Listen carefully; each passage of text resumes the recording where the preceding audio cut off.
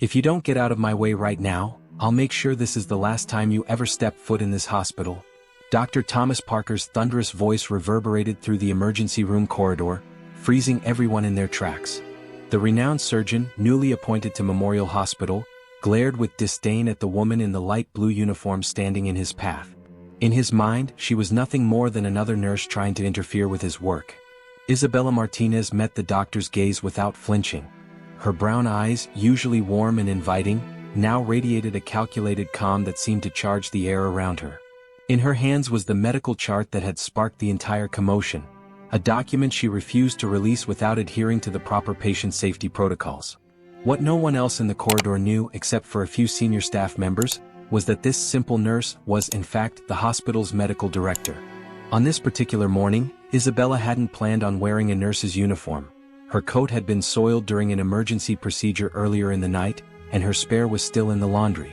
But perhaps fate had other ideas, as that borrowed uniform was about to set the stage for a lesson the hospital would never forget. This story, however, began a few hours earlier, before the sun had risen, when Memorial Hospital still breathed with the characteristic quiet of the early hours.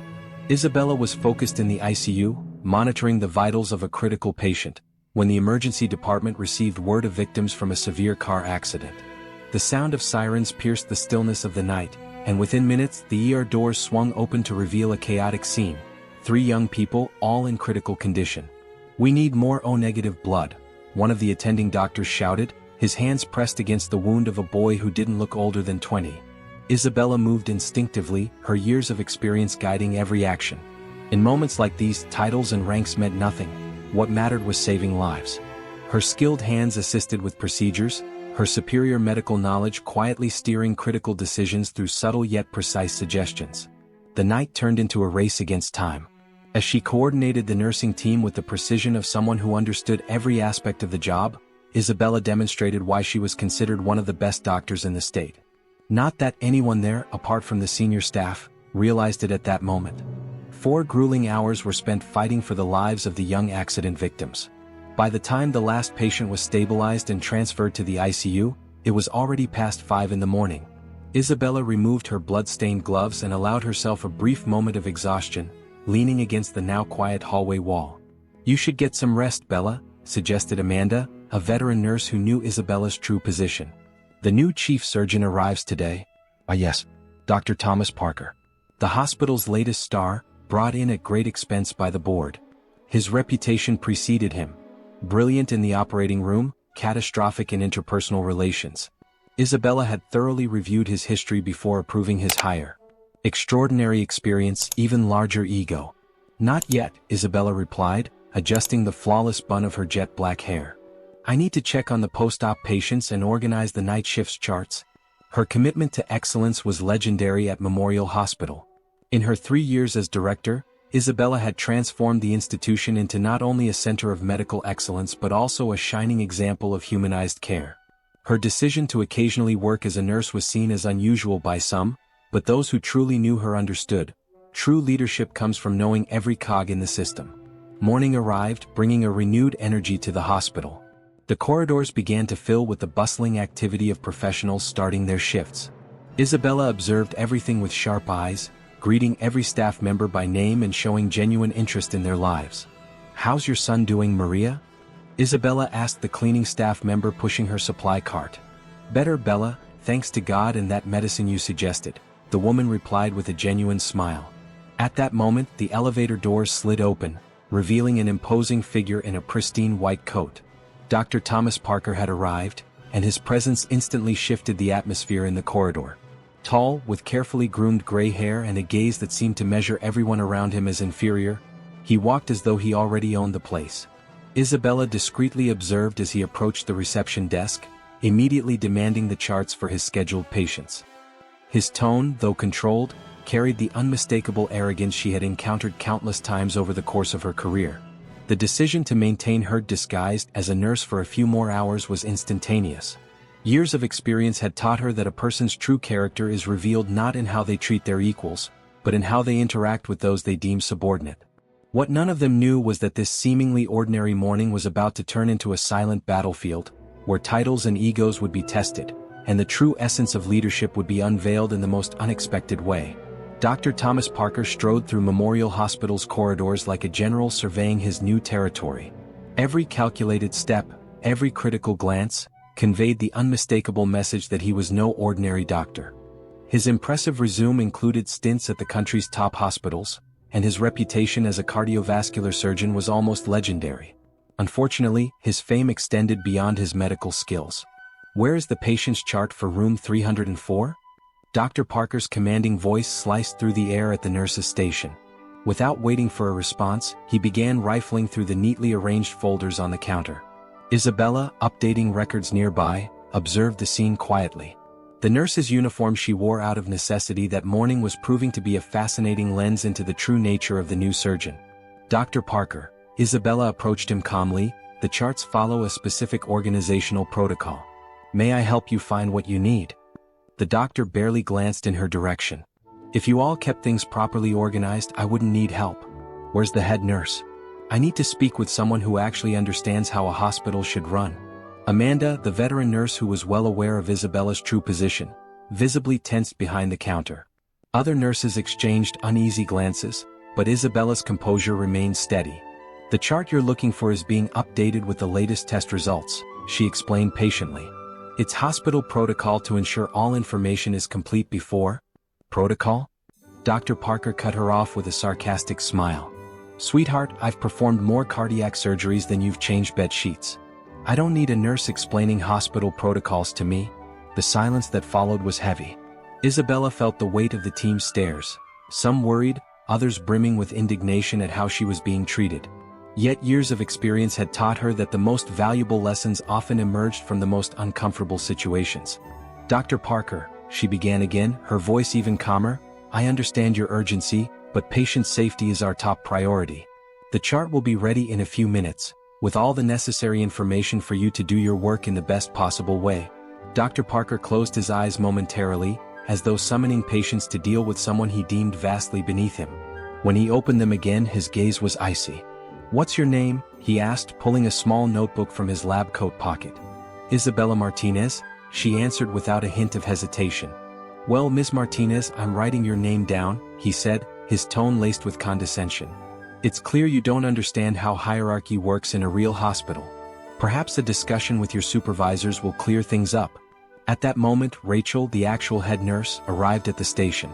Her eyes widened as she saw Isabella seemingly in a confrontation with the new chief surgeon, but years of collaboration with Isabella had taught her the value of observing before acting.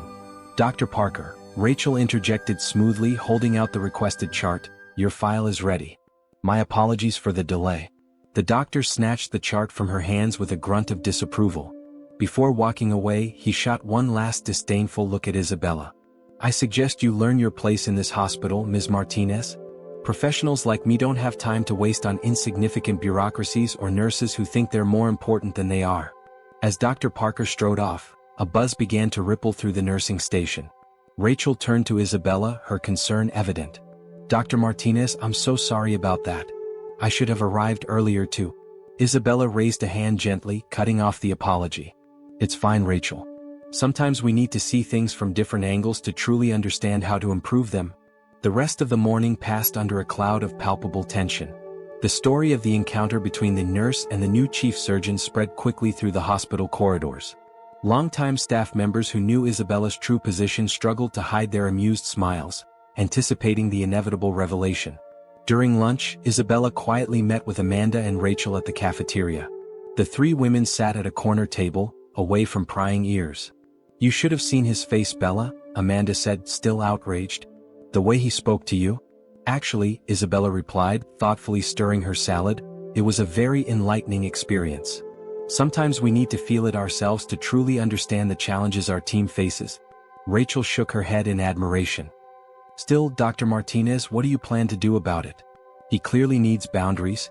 Isabella took a sip of water, her eyes reflecting a mix of determination and wisdom. "True leadership isn't imposed through fear or authority, Rachel. It's built through mutual respect and understanding. Dr. Parker will get his lesson, but not the way he expects." The rest of the day was filled with more tense encounters with Dr. Parker. Every time their paths crossed, the surgeon made sure to show his contempt for the bold nurse who had dared question his methods. Isabella, on the other hand, maintained her flawless professional demeanor, responding to each provocation with a calm that only deepened the doctor's frustration. As the afternoon wore on, it became increasingly clear that Memorial Hospital was about to witness an important lesson on power, hierarchy, and the true meaning of leadership. And Isabella Martinez, still in her borrowed nurse uniform, would be the most unlikely teacher of this valuable lesson. Dr. Thomas Parker walked through the halls of Memorial Hospital like a general inspecting his new territory. His calculated steps echoed across the immaculate vinyl floor, and his perfectly pressed white coat seemed to reflect the fluorescent light in the hallways. Every movement was deliberate, as though he were constantly aware of an invisible audience admiring his presence. His resume was indeed impressive. Graduated with honors from the most prestigious medical school in the country, a cardiovascular surgery residency at an internationally renowned hospital, and a list of successful procedures that would make any institution bow at his feet.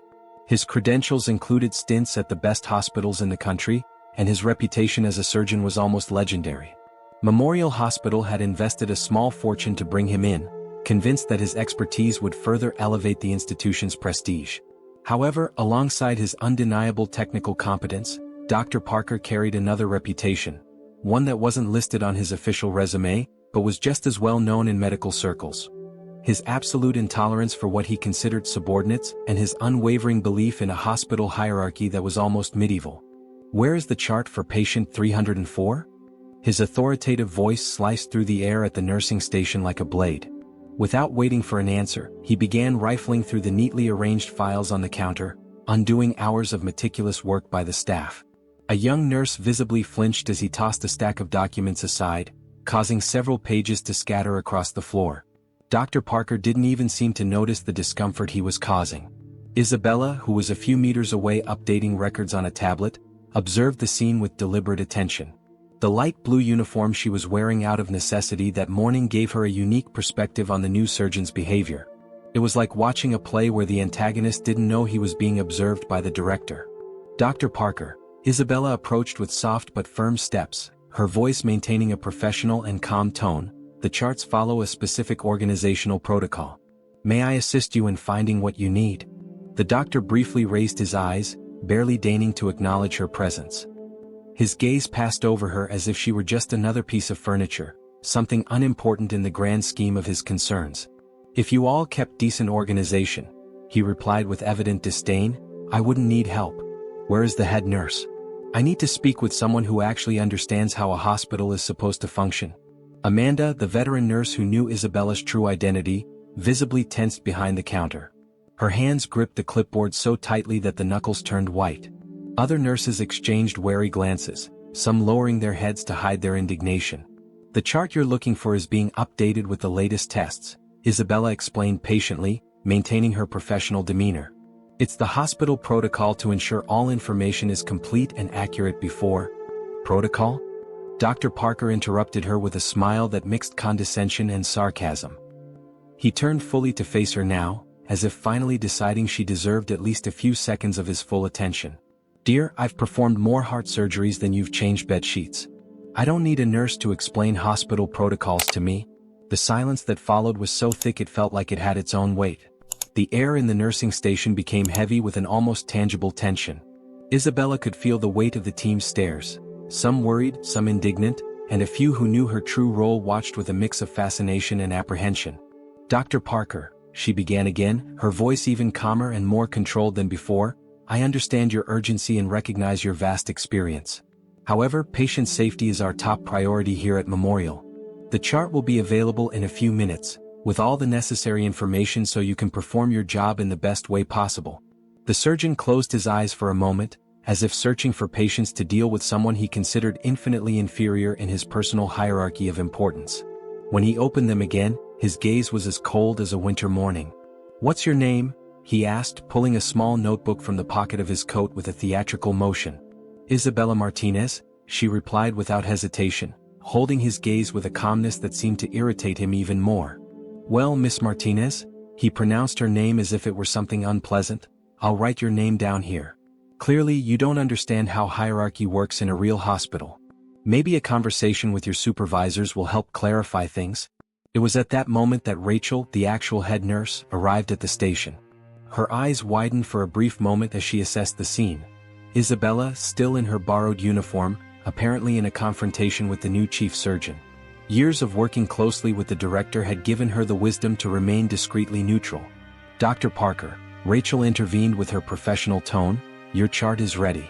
I apologize for the delay."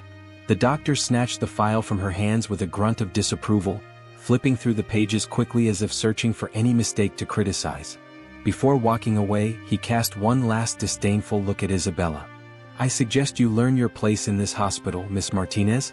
His voice dripped with condescension. "Professionals of my caliber don't have time to waste on insignificant bureaucracy and nurses who think they're too important for their position." As Dr. Parker walked away, his white coat billowing like a cape, the murmurs began to rise in the nursing station. Rachel moved closer to Isabella, a look of clear concern on her face, while Amanda began picking up the documents that were still scattered on the floor. "Dr. Martinez," Rachel whispered, ensuring no one else could hear her, "I'm sorry for that. I should have arrived earlier and—" Isabella gently raised her hand, interrupting the apology. "It's all right, Rachel. Sometimes we need to see things from different perspectives to truly understand how to improve them." Her gaze followed Dr. Parker's figure as he disappeared down the hallway. "And some lessons need to be learned the hard way." The rest of the morning passed with palpable tension in the air. The news of the clash between the nurse and the new chief surgeon spread through the hospital corridors like wildfire during an epidemic. Longtime staff who knew Isabella's true position could barely contain their knowing smiles, while the newer ones whispered in awe about the bravery of the nurse who dared to challenge the feared Dr. Parker. During lunch, Isabella met discreetly with Amanda and Rachel in the cafeteria. The three women sat at a corner table, away from curious ears. "You should have seen his face, Bella," Amanda said, still indignant. "The way he spoke to you."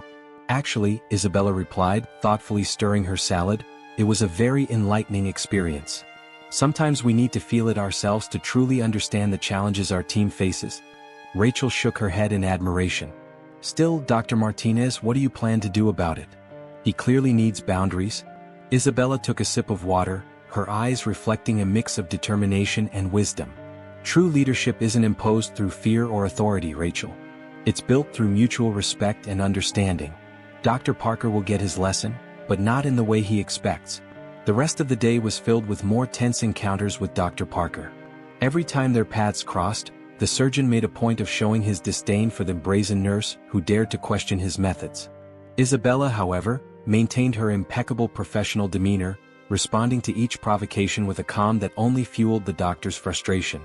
As the afternoon progressed, it became increasingly clear that Memorial Hospital was about to experience a crucial lesson on power, hierarchy, and the true meaning of leadership. And Isabella Martinez, still in her borrowed nurse uniform, would be the most unlikely teacher of this valuable lesson. The afternoon at Memorial Hospital was buzzing with the usual activity when the ICU alarms went off in unison. The heart monitor of the patient in bed 304, the very one whose medical record had sparked the confrontation earlier in the morning, showed severe arrhythmia. In a matter of seconds, the quiet hallway turned into an emergency scene. "Code blue. Code blue in the ICU." The metallic voice of the intercom echoed down the corridors. Isabella, who had been finishing up some reports in the adjacent ward, still wearing her borrowed nurse uniform, rushed toward the room. Mr. Thompson, a 68-year-old man who had undergone heart surgery the previous week, was in cardiac arrest. Dr. Parker was already in the room when she arrived, commanding the situation with the authority of someone who had performed thousands of similar procedures. "Start chest compressions. Prepare an epinephrine ampoule." Isabella quickly assessed the scene, her experienced eyes picking up details others might miss. Something in the patient's recent history bothered her. A crucial piece of information that was exactly in that medical record Dr. Parker hadn't bothered to fully read. "Dr. Parker," she tried to intervene, "the patient had an adverse reaction to epinephrine last." "Silence," he thundered without taking his eyes off the monitor. "I don't need a nurse's opinions in a critical situation. Administer the epinephrine now." The nurse responsible for the medication hesitated, her gaze shifting between Isabella and Dr. Parker. The moment of indecision was broken by the surgeon's authoritative voice. "I said now. Or do you want this patient to die?" Isabella knew she had seconds to act. Her options were limited: reveal her true identity and risk an authority crisis in the middle of an emergency, or find another way to prevent a potentially fatal medical mistake. Dr. Parker, she tried again, her voice now carrying a natural authority that made some team members look in her direction. The updated chart shows that Mr. Thompson developed hypersensitivity to epinephrine after his last surgery. I suggest we use... Are you questioning my medical conduct? Dr. Parker finally turned to face her, his face red with anger. Get out of this room immediately or... Vasopressin, a firm, familiar voice interrupted the argument. Dr. Sarah Chin, the cardiology resident, entered the room holding the updated chart. Dr. Martinez is correct. The tests clearly show the contraindication of epinephrine. The silence that followed was deafening, broken only by the rhythmic sound of chest compressions and the beeping of the monitors. Dr. Parker froze momentarily, his gaze jumping between Sarah, Isabella, and the chart. Dr. Martinez? He repeated, confusion evident in his voice. Vasopressin, please, Isabella commanded, ignoring the implied question from the surgeon. And prepare the defibrillator. The team moved with renewed efficiency. The next few minutes were intense. Administering the correct medication, precise defibrillation, constant monitoring of vital signs. Gradually, Mr. Thompson's heart rhythm began to stabilize. Isabella began dictating the post-resuscitation orders with the precision of someone who knew every protocol of the hospital by heart. Dr. Parker remained in stunned silence, watching as the woman he had thought was just a nurse expertly commanded the situation. I want continuous monitoring of the electrolytes, she continued, and a new ECG in 30 minutes. Dr. Chin, could you please oversee the tests? Sarah nodded, a small smile playing at her lips. Of course, Dr. Martinez. Once the situation was finally under control, Isabella made her way toward the door. Before leaving, she turned to the team. Excellent work, everyone. And Dr. Parker. She paused meaningfully. When you're ready, I'd like to see you in my office. Top floor, medical director's office. The look on Dr. Parker's face was priceless. A mixture of shock, embarrassment, and disbelief that made several nurses hide their smiles. Isabella, however, maintained her professional and serene demeanor as she exited the room. In the hallway, Amanda caught up with her. Bella, that was, wow, she whispered, still stunned by the events. Sometimes, Isabella replied softly, the greatest lessons come from the most unexpected moments. Please ask Rachel to get me a clean lab coat. I think it's time to return to my usual wardrobe. As she walked toward the elevator, Isabella could feel the admiring gazes of the staff. The incident in the ICU would be remembered for a long time at Memorial Hospital, not just for the dramatic nature of the situation, but for the stark contrast between two very different ways of exercising leadership. Dr. Martinez? Dr. Parker called after her, his voice now completely different from the arrogant tone it had carried before. She turned slowly to face him. I didn't know. No, Dr. Parker, you really didn't know, she replied calmly. And that's exactly the point.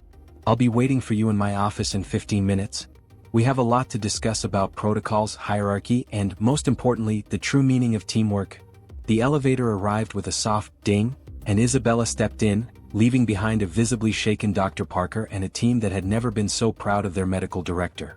The medical director's office, located on the top floor of Memorial Hospital, was a study in understated elegance that perfectly reflected the personality of its occupant.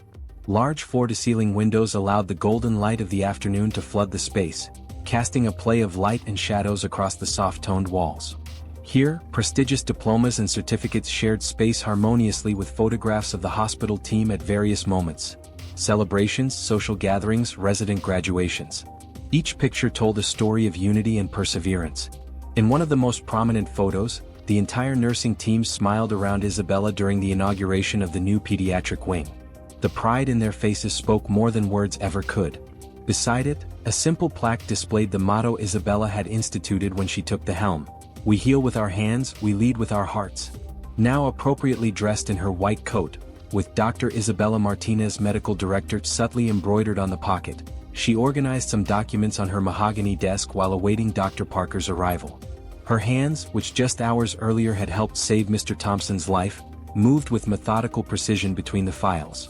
The incident in the ICU still echoed in her mind, not because of the drama of the situation, but for what it represented on a deeper level. Isabella remembered her own journey, the challenges she had faced as a woman in a leadership role, and how each experience had shaped her for this moment. A hesitant knock on the door interrupted her thoughts. 3 soft, almost timid taps. so different from the authoritative presence Dr. Parker had shown earlier. "Come in." Her voice was firm yet welcoming, carrying that unique quality that made people feel both at ease and respectful at the same time. Dr. Thomas Parker entered the office as a drastically different version of the man who had dominated the hospital corridors just hours before. His air of superiority had been replaced by a palpable discomfort that showed in every small gesture. The way his hands intertwined nervously, the slight tremor in his lower lip, the once imposing posture now slightly hunched. "Please take a seat, Dr. Parker." Isabella gestured to the elegant leather chair across from her. "Would you like some coffee?" Maria just brought in fresh coffee, and she makes the best coffee in this hospital. The offer was not just courtesy, it was a small demonstration of how she valued every staff member, knowing them by name and for their unique contributions. No, thank you," he replied, settling into the chair with visible discomfort. His restless hands adjusted the stethoscope hanging around his neck, a nervous gesture that betrayed his insecurity. "Dr. Martinez, Before we begin," she gently interrupted, "I'd like to discuss Mr. Thompson's condition." Isabella opened a folder with the latest test results. "The new tests show that he's responding well to treatment. His wife just called me extremely grateful. Apparently he's already making jokes with the nurses." A flash of relief crossed Parker's face, quickly replaced by an expression of guilt. "About that, I need to acknowledge that I made a grave mistake by not reading the full medical record. If it weren't for your intervention." "Dr. Parker," Isabella leaned slightly forward, her eyes meeting his with an intensity that made him stop mid-sentence. "I didn't call you here to reprimand you or to increase your obvious discomfort. What happened today gives us a unique opportunity to discuss something much more important. The culture we need, to build in this hospital." She rose with graceful movements and walked over to the window. Below, the hospital pulsed with life. Doctors rushing to attend to patients, nurses pushing stretchers, family members hugging patients being discharged. It was a coordinated dance of hope, fear, joy, and determination. "You know, Dr. Parker," she began, her voice carrying a tone of reminiscence, "when I took over as the medical director of this hospital 3 years ago, I faced challenges that went far beyond medicine. Being a relatively young woman in a leadership position was complex enough, but I found that the real challenge was changing a deeply rooted culture of hierarchy and fear." She turned to face him, and the setting sun created a golden halo around her, an image that Parker would never forget. "That's when I started working periodically with the nursing team. Not as a supervisor or observer, but as part of the team. The uniform I wore today, well, it was actually an accident caused by a dirty lab coat, but it wasn't the first time I've worn it." Isabella returned to her chair, her deliberate movements giving Parker time to absorb her words. "The experiences I had wearing that uniform taught me more about leadership than all my years of medical school, residency, and fellowships combined." "You know why?" Parker swallowed hard, his discomfort growing visibly. "Dr. Martinez, about my behavior this morning, it was completely inappropriate and—" "You are an exceptional surgeon, Dr. Parker," she continued, ignoring his attempt to apologize. "I've read every article you've published, studied your most complex cases. Your technical skills are truly impressive, and that's why the hospital made a considerable effort to bring you onto our team." She paused meaningfully, her penetrating gaze fixed on him. "However," she paused again, organizing some papers on her desk. "However, technical excellence is only part of what makes a hospital function. The true art of medicine, as we well know, lies in the ability to work as a team, to recognize that each person, regardless of their role, plays a crucial part in patient care." "I understand," he murmured, but Isabella could tell that there was more embarrassment than real understanding in his voice. "No, Dr. Parker, I'm afraid you still don't fully understand," she replied firmly. "What happened today in the ICU wasn't just about an unread chart or a wrong medication. It was about arrogance, about assuming that titles and positions make us infallible." Isabella opened a folder on her desk, revealing a series of reports. "In the past 3 years, we've reduced our medical error rate by 67%. Do you know how we achieved that? It wasn't by hiring the best specialists or buying the most modern equipment, though that's important too. It was by creating a culture of open communication, where a nursing tech feels safe to question a doctor's actions if something seems wrong."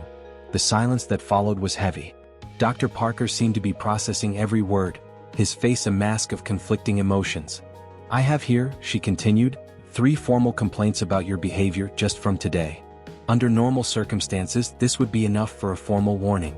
However," she closed the folder with deliberate slowness, However, I believe what happened today presents us with an opportunity for transformation. You are a brilliant doctor, Dr. Parker, and you can be an invaluable asset to our team. But for that to happen, you need to understand that at Memorial Hospital, we respect every member of our team not for their titles, but for their contribution to the well-being of our patients. What do you suggest? He asked, his voice now carrying a note of humility that hadn't been there before. Isabella smiled faintly. I propose a period of adaptation. Over the next 2 weeks, you'll join rounds with different teams: nursing, physical therapy, social services. Not as an observer but as a learner. I want you to understand intimately how each department works and contributes to the holistic care of our patients. Parker seemed momentarily shocked by the proposal, but something in Isabella's determined gaze kept him from protesting. What about my scheduled surgeries? They'll remain, of course. We won't jeopardize our patients. But your mornings will be dedicated to truly understanding how the hospital operates, from a perspective different than what you're used to. Dr. Parker's first days of adaptation began with a drastic shift in his routine. Instead of heading straight to the operating room, he now started his mornings in the nursing shift change room. The professional who had once demanded respect through force was now learning to earn it through humility. Dr. Parker, could you help us turn the patient in bed 7? Amanda asked on his first morning, a small smile on her lips. The surgeon hesitated for a moment, his hands accustomed to handling delicate instruments now called to perform a seemingly simple task. Of course, he replied, and something in his voice had shifted, the authoritative tone replaced by an emerging serenity. As the days passed, the changes became more evident. The man who had once seen only titles and hierarchies was beginning to see people. Their stories, their struggles, their unique contributions to the functioning of the hospital. One particularly busy afternoon in the emergency room, Parker observed Maria, the same cleaning staff member who made the coffee Isabella so enjoyed, handle a delicate situation. An elderly woman had become disoriented and dropped her lunch tray. While others hurried past, Maria not only cleaned the floor but also calmed the patient with gentle words and a welcoming smile. You know, Dr. Parker, Maria remarked upon noticing his attentive gaze, sometimes the most important medicine we can give is a little dignity. Those simple words struck Parker like an epiphany. He remembered how many times he had passed by employees like Maria without even noticing them, let alone recognizing their humanity and importance. During his mornings with the physical therapy team, Parker discovered a new dimension of patient care. He observed how every small step of progress was celebrated, how persistence and encouragement could work miracles that no scalpel ever could. See that, Mr. Thompson? 3 more steps today. Elena, the physical therapist, cheered with the same patient Parker had nearly lost due to his mistake. The doctor felt a lump in his throat as he watched the triumphant smile on the elderly man's face. The afternoons in social services opened his eyes to realities his high-complexity surgeries had never shown him. Stories of patients who walked miles to get to the hospital, families juggling 3 jobs to pay for treatments, people who depended entirely on the public health system. Each case is a whole life story, doctor, explained Sophia, the hospital's most experienced social worker. We can't just treat the disease without considering the social context. Isabella watched Parker's transformation with a mix of satisfaction and hope. In regular meetings, she noticed how his posture had changed, the arrogance gradually replaced by a deeper understanding of what it truly meant to be a healthcare professional. You were right, Parker admitted during one of those meetings 2 weeks after the initial incident. I spent so much time perfecting my technical skills that I forgot the most fundamental thing. Medicine is, above all, a team effort. Isabella smiled, recalling her own journey of discovery. You know what's even more interesting, Dr. Parker? Your surgeries now have even better success rates? It was true. The surgical team had noticed the difference. The surgeon who once created an atmosphere of tension and fear now conducted the operations with a contagious calm. His exceptional skills, when combined with a true team spirit, produced even more impressive results. The most significant moment of this transformation occurred on an ordinary morning when Parker was helping with dressing changes. A young, newly hired nursing technician noticed something unusual in a patient's surgical incision. Dr. Parker, she called, her voice trembling slightly, I think there's something different here. Weeks earlier, Parker would have likely dismissed her concern with disdain. Now, he approached with genuine interest, examined the site, and discovered the first signs of an infection that, if not treated immediately, could have serious consequences. Excellent observation, Carol, he praised sincerely. You've probably just prevented a serious complication. The young technician's smile lit up the entire room. The news of this interaction spread quickly throughout the hospital. Not because of the praise itself but because of what it represented, living proof that people can change, that technical excellence can, and should, go hand in hand with humanity. On a quiet afternoon, Isabella found Parker watching the sunset from the window of her office. She noticed he was holding an old photo from his medical school graduation. "You know, Dr. Martinez," he began without turning around, "I spent so much time trying to prove my worth through titles and achievements that I forgot why I chose medicine in the first place." Isabella approached, gazing out at the city that stretched beyond the hospital windows. "And why did you choose it?" "To help people," he replied with a simplicity that would have sounded forced weeks ago but now carried the weight of rediscovered truth. "But at some point along the way I confused helping with dominating, I confused respect with fear." "True leadership," Isabella commented softly, "is not about being at the top of the hierarchy, but about lifting everyone around us." Parker nodded, finally turning to face her. "Thank you for giving me the chance to learn." To relearn, actually. The setting sun cast long shadows down the hallways of Memorial Hospital, but for Thomas Parker, it felt as though a new day was just beginning. A day when titles mattered less than actions, when hierarchies bent before humanity, and where true medical excellence was measured not only by the precision of the hands but by the greatness of the heart. 3 months after the incident that transformed Memorial Hospital, an emergency would test not only the team's new dynamics but also the true change in Dr. Parker's heart. It was a rainy night when the sirens broke the silence. A severe accident involving a school bus. Multiple casualties arriving. "Prepare all emergency rooms." Rachel's voice echoed through the intercom as teams mobilized with the precision of a well-rehearsed orchestra. Isabella, who had been in an administrative meeting, quickly swapped her blazer for a lab coat and ran to the emergency room. The scene she found was organized chaos, stretchers being prepared, equipment checked, medication sorted. But there was something different in the air, a sense of unity that transcended ranks and titles. "Dr. Martinez?" Dr. Parker called as he donned surgical gloves. "We have 5 children in critical condition coming in. 3 of them will need immediate surgery. How many rooms do we have available?" Isabella asked, already mentally assessing the resources. 2, Amanda responded quickly. "But we've already called the central hospital team for transfers." The emergency room doors swung open violently, allowing the first ambulance to pass through. Time seemed to slow as the team moved in perfect sync. A girl around 12 years old, severely injured, was the first to be brought in. Severe head trauma, the paramedic reported, blood pressure dropping. Dr. Parker immediately took charge of the case, but not as the authoritative surgeon he had been months ago. "Carol," he called to the young nurse who had once spotted an early infection, "I need you to monitor the vitals. You have the best eye for detail I've ever seen." More ambulances arrived, bringing in more victims. Isabella coordinated the chaos with the calm that defined her, distributing resources and personnel where they were most needed. Maria, the janitor, volunteered to help, comforting the less injured children, telling stories to distract them from the trauma. Dr. Parker. Elena, the physical therapist, called amidst the confusion. "The patient's breathing is irregular."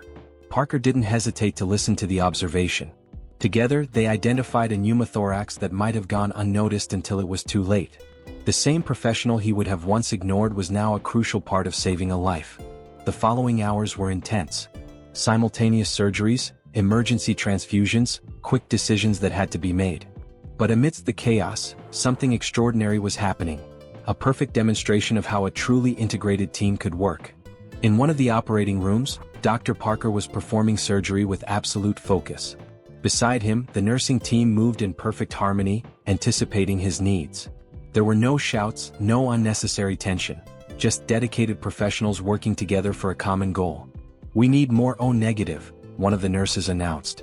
"I've taken care of it," Sophia from Social Services replied, having organized an emergency blood donation campaign, mobilizing family members and community members alike. Isabella watched it all with a mix of pride and gratitude. The transformation she was witnessing went far beyond an individual behavior change. It was the realization of a vision for truly integrated healthcare. In the operating room next door, an equally critical situation was unfolding.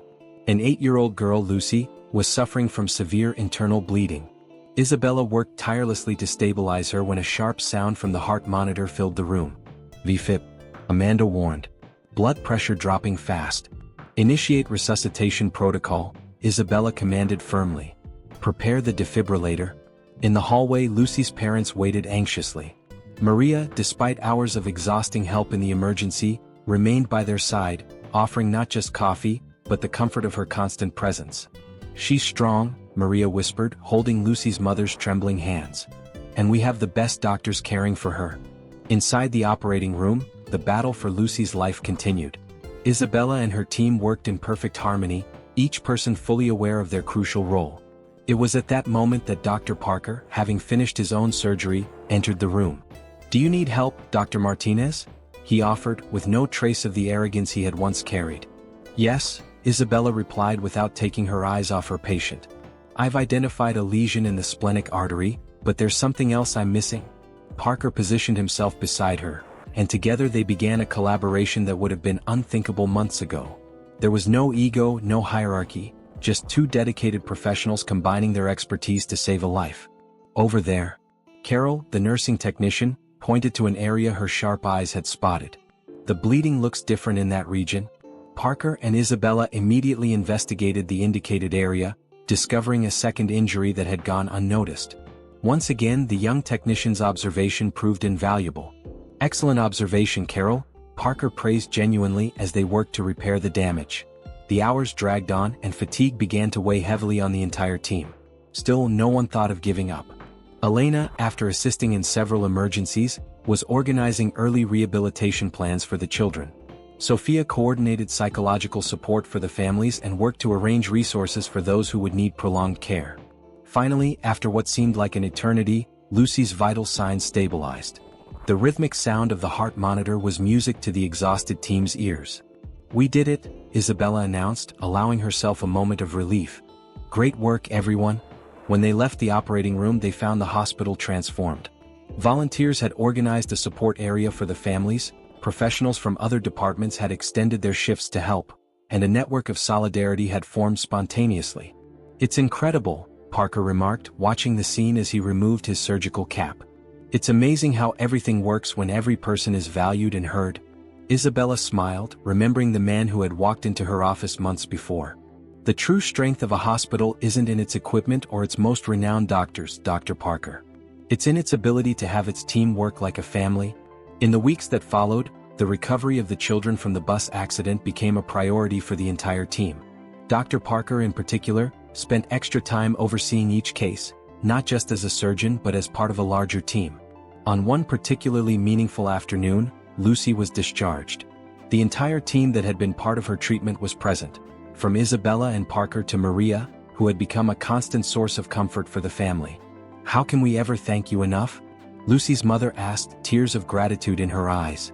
"Seeing your daughter smile again is all the thanks we need," Parker replied, and everyone could hear the sincerity in his voice. As they watched Lucy leaving the hospital hand in hand with her parents, Isabella noticed something in Parker that went beyond professional transformation. There was a change in the very essence of who he had become as a person. "You know," he said, almost as if reading her thoughts, "I spent years believing that being the best meant being above others. Now I understand that true excellence is about lifting everyone around us." The sun was setting on the horizon, casting a golden glow over Memorial Hospital. In that moment, everyone there understood that they had been part of something greater than themselves. A transformation that went beyond titles and hierarchies, touching the true essence of care in healthcare. The school bus case would become legendary in the hospital, not only for the complexity of the care provided but as a testament to the power of true leadership and teamwork. It was living proof that when every person is valued and respected in their role, miracles happen. 6 months after the school bus incident, Memorial Hospital was preparing for its annual medical conference. The auditorium was packed with healthcare professionals from across the country, eager to hear about the revolutionary approach to hospital management that had transformed an ordinary institution into a model of human-centered excellence. Isabella Martinez, elegant in her navy blazer, watched the audience from backstage. Her heart beat a little faster, not from the nerves of speaking in public, but from the emotion of sharing a journey that had changed so many lives. "Are you ready?" asked Dr. Parker, now her partner in the presentation. His smile no longer carried any trace of his old arrogance. It was genuine, warm. "Almost," Isabella replied, adjusting her microphone. "Just making sure our whole team is here." And they were. In the front rows, familiar faces smiled in support. Amanda, the veteran nurse. Carol, the young tech whose sharp eyes had saved lives. Maria with her unbeatable coffee and simple wisdom, Elena, Sophia, Rachel, each one representing a vital piece of the puzzle that had made the hospital's success possible.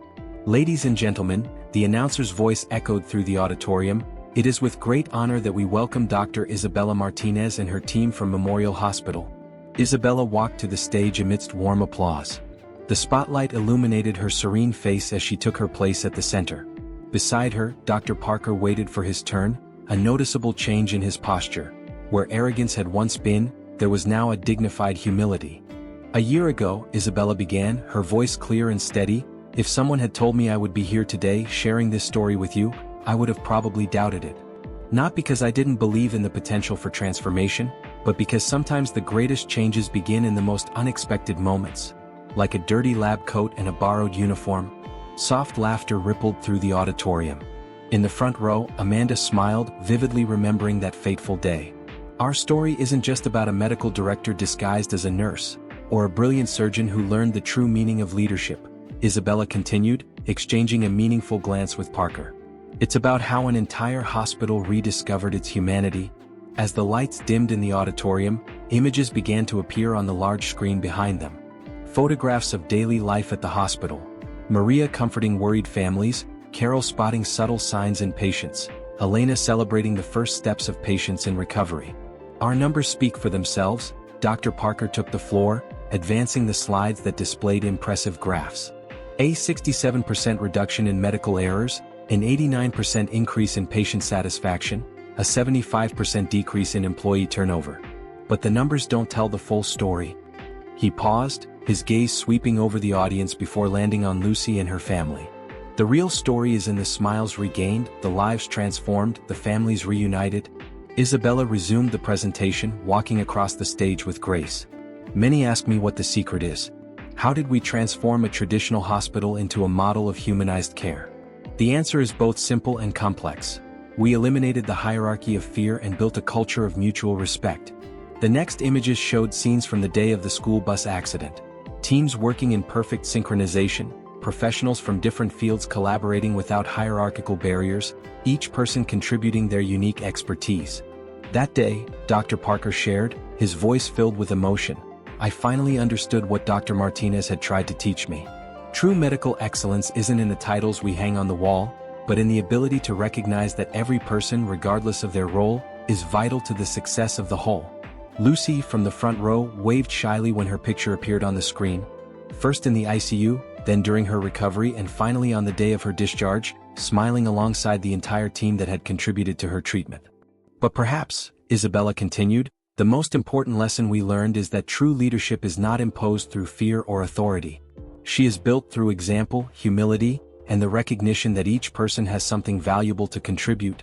Maria, in her impeccable uniform, discreetly wiped away a tear when her image appeared on the screen, serving her famous coffee during a long night of emergencies, offering comfort to anxious families, and being a constant presence of support for everyone.